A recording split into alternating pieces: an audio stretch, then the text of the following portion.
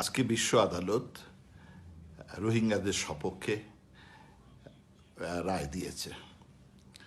এটা মানবতার জয়গান হয়েছে। এই আদালত এই রায় দেওয়ার জন্য তাদের আমরা ধন্যবাদ জানাচ্ছি। It is a victory for humanity. It is a milestone for human rights across all Nations.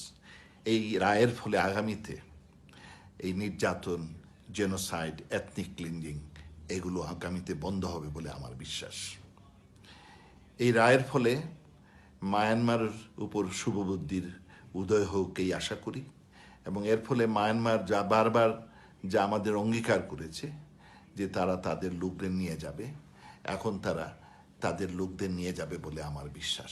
সেই সাথে তারা আমাদের কাছে অঙ্গীকার করেছে তাদের সেফটি এবং সিকিউরিটি দেবে। আদালতের রায় তাদের সেফটি অ্যান্ড সিকিউরিটি দেওয়ার জন্যে বলা হয়েছে। এই রায়ে রোহিঙ্গাদের বিজয় হয়েছে।